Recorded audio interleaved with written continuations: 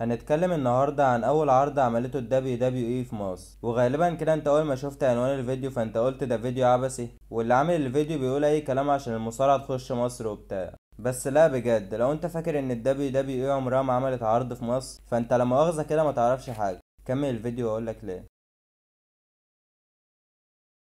كل حاجة بتحصل لما ال WWE بتعمل عرض في أبو ظبي سنة 2012، ولحسن الحظ العرض إلى حد ما بينجح وبيبيع تذاكر، وده اللي بيخلي ال WWE تقرر إنها تعمل عرض في مصر، لأن أكيد فرصة إن عرض مصارعة ينجح في مصر أكتر بكتير من أي دولة عربية تانية، خصوصا يعني إن كان معظم فانز ال WWE في الوطن العربي كانوا من مصر.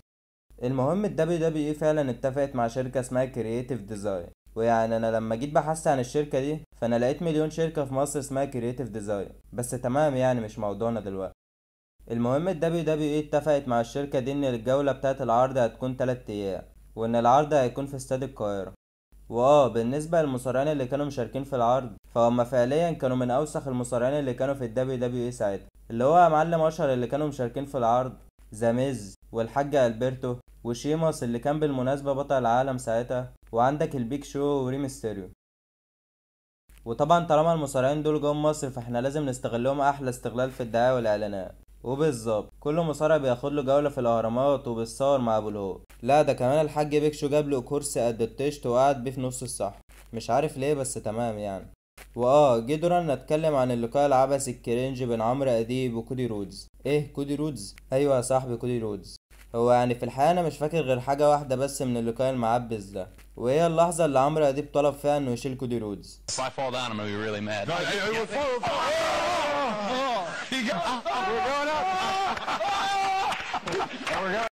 انا مش عارف هو عمرو اديب كان ضارب ايه ساعتها بس تمام يعني.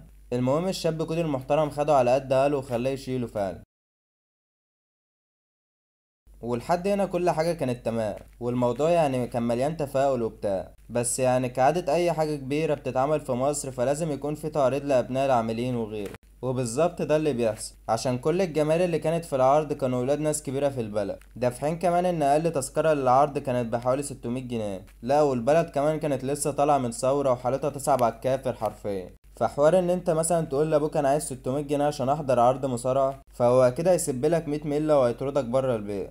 المهم بقى بعيدا عن كل المشاكل اللي حصلت دي، هيجي واحد يقول لي هو ايه اللي حصل في العرض. باختصار كده يا صاحبي هقول لك الله اعلم حرفيا، لان العرض ولا اتصور ولا الدبليو دبليو اي اتكلمت عن اي حاجه حصلت فيه، بس غالبا يعني اتلعب ماتش على لقب العالم بين البرتو وشيماس والبيك شو، وزي ما قلت لك شيماس كان بطل العالم فاكيد هو اللي احتفظ باللقب. شفت الاستنتاج ده؟ المهم يعني في الاخر احب اقول ان الدبليو دبليو اي عمرها ما هتدخل مصر تاني بعد الحوار ده. ضغط من مصر. مصر يعني انت خفت من مصر وما خفتش من راس.